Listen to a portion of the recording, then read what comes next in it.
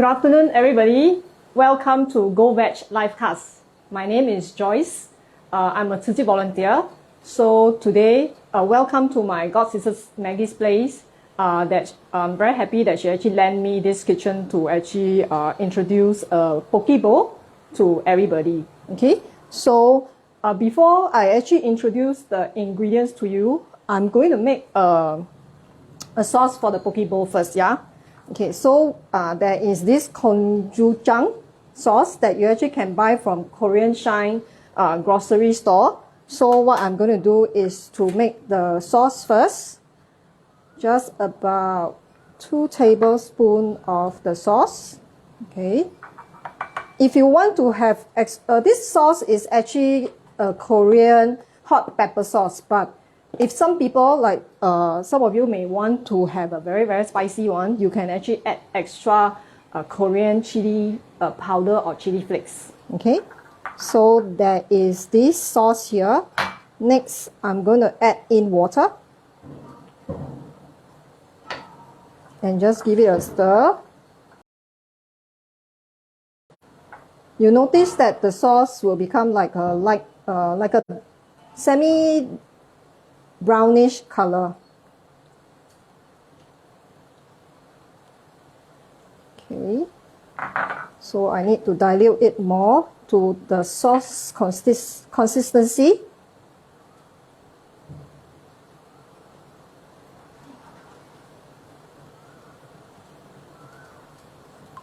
Right about this.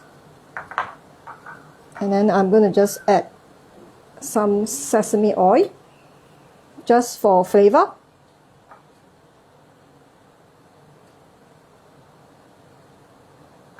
Okay.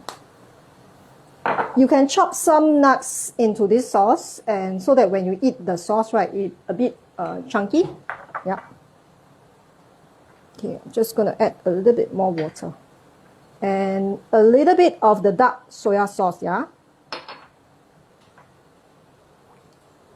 Okay. So this sauce is ready. Is this a vegetarian sauce? Yes, it is. Okay, so I'm going to put the sauce to one side. All right, next. Okay, so in this poke bowl, you notice that there's many ingredients inside here. So I'm just going to quickly introduce you to the ingredients. So there's tempeh here. Tempeh, I just pan fried them. And then each side I season with salt. There's carrots.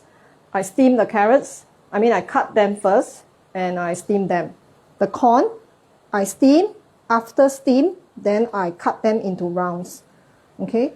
And there is king oyster mushroom. I pan fried them as well. There's edamame beans here. Okay. There is pumpkin. Pumpkin, I cut them into small cubes.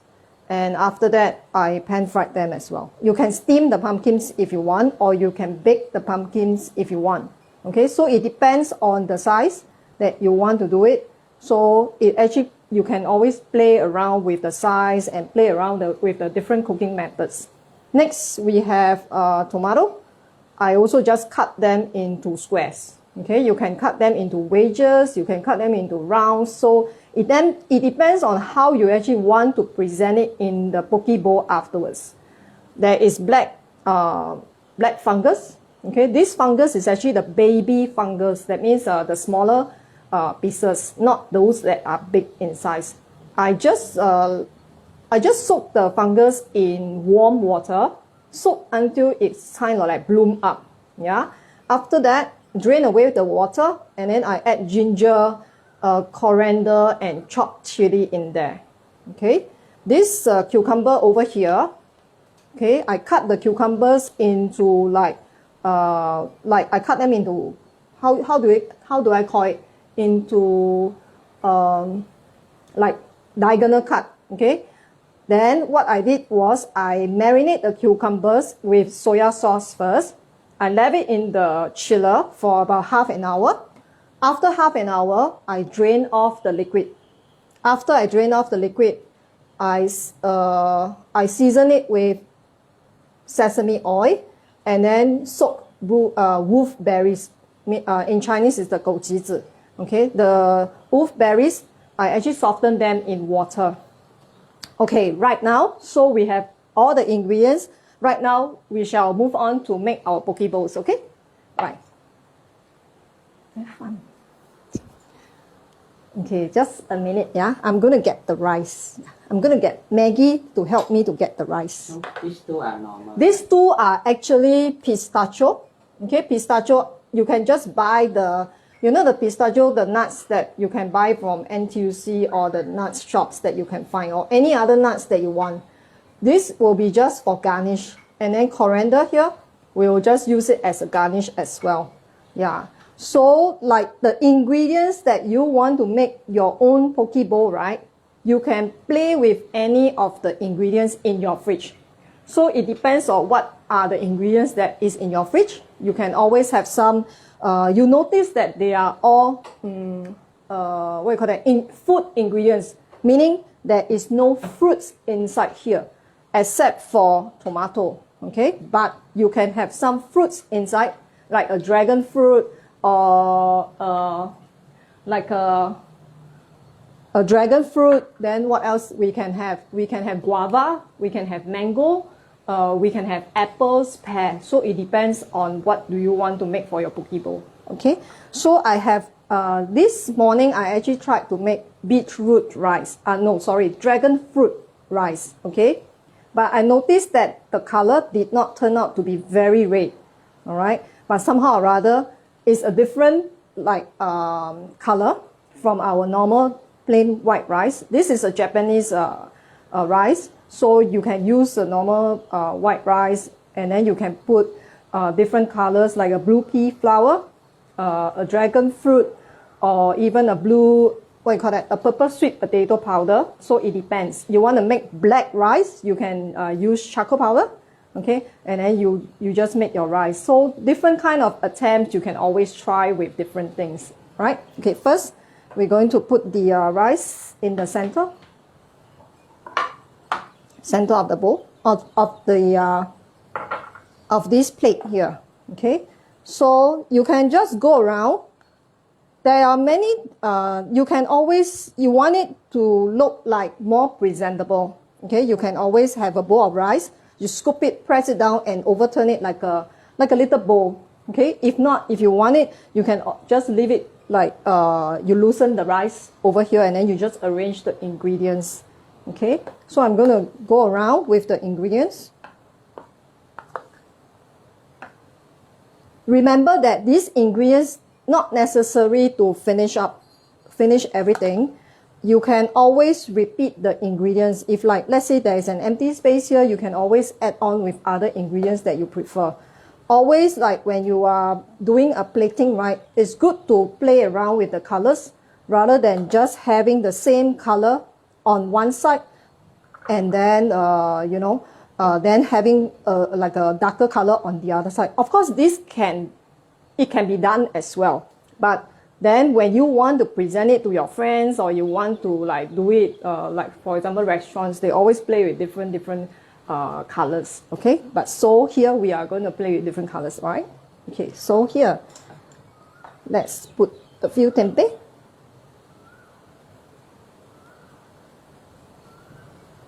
So it depends on how much you actually want to eat, yeah?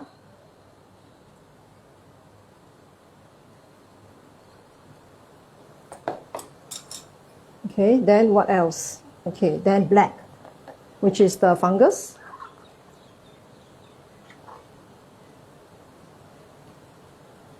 No, I'm going to put it here because brown and black doesn't look nice together. Right?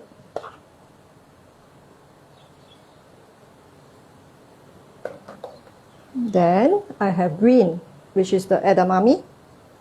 Okay, can put it here.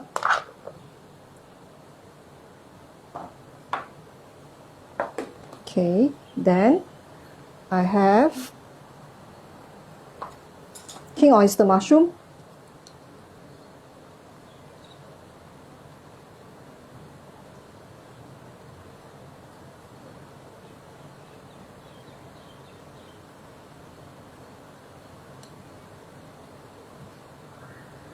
Okay, next, let's put our corn here.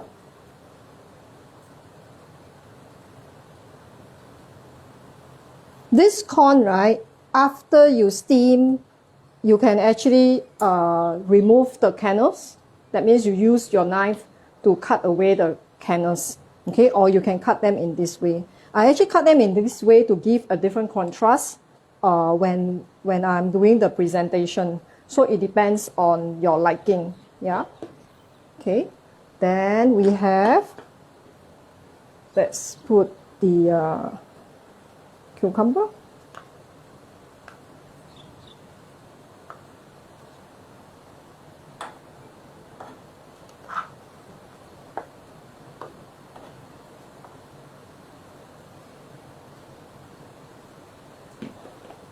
Okay, next we have our pumpkin. So I'm going to put the pumpkin first.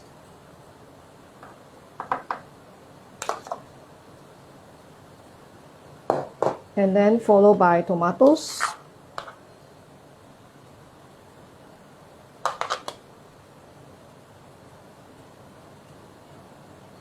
Okay, yes, so let's check. Okay, a bit more carrots. So we have everything? Yes, we have everything.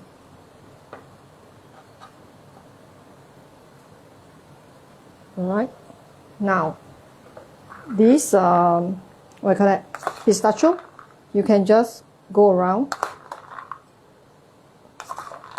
So in this food itself, right, you have some veggie, you have some nuts.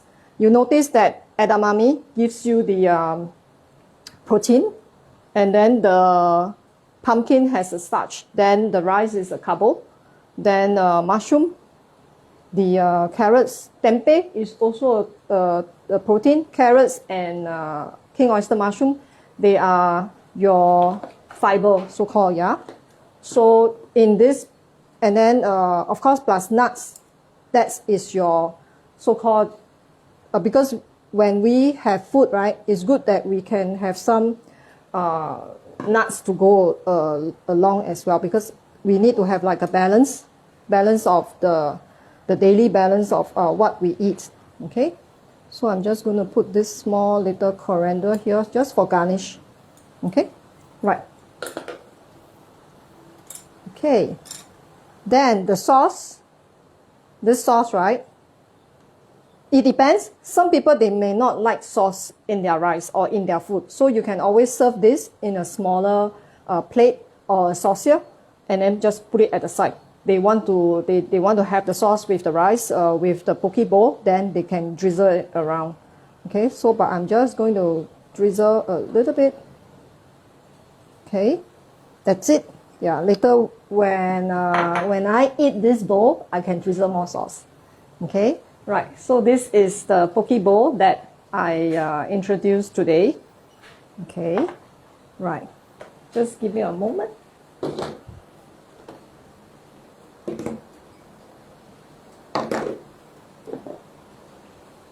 So if you like the poke bowl, please do press on the like that you like this poke bowl. Okay? Yes.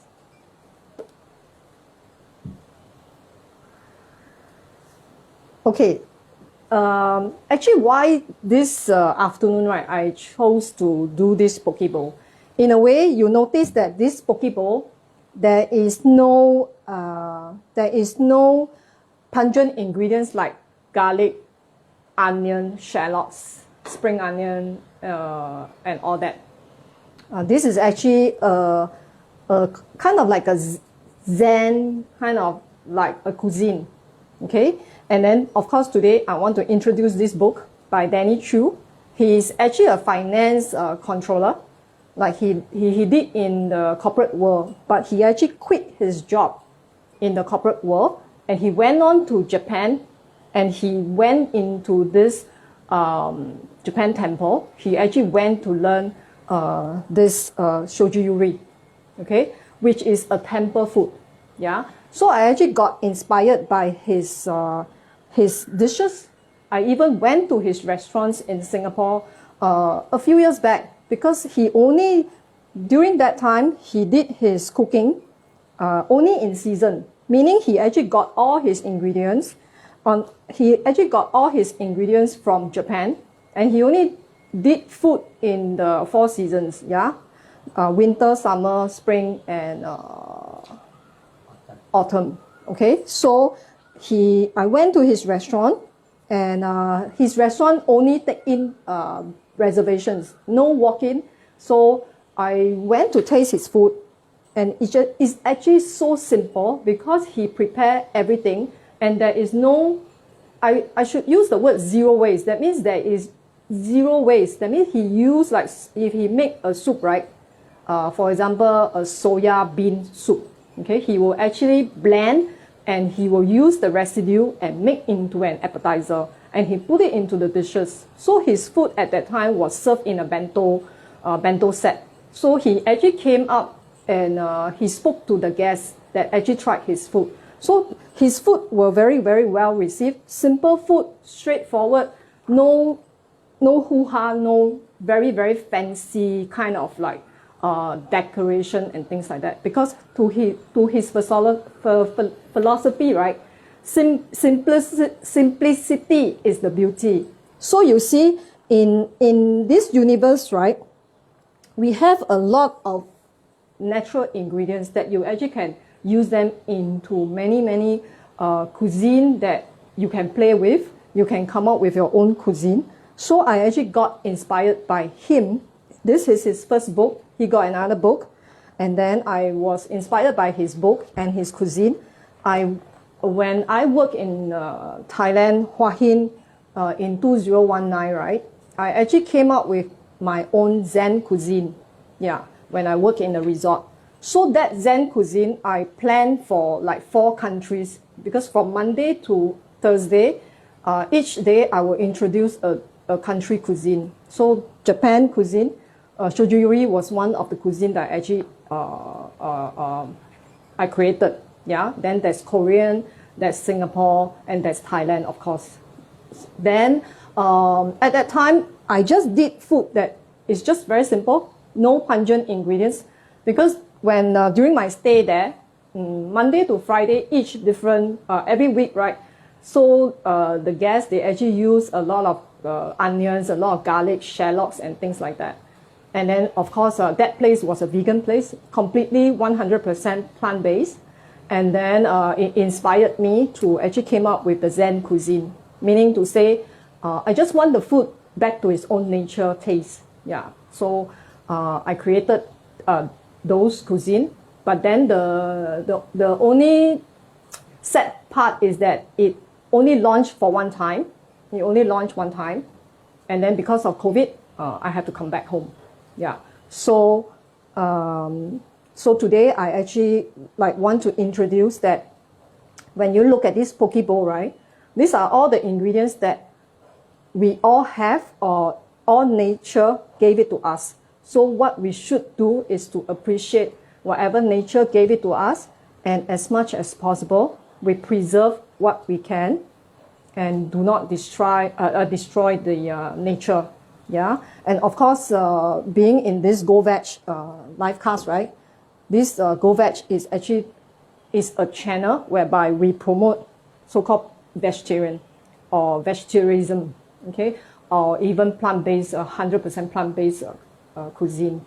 So in this session, I hope that you actually enjoy this 20 minutes of this live cast, and then I think the message that we actually want to bring forward to everybody is to appreciate the nature, be contented,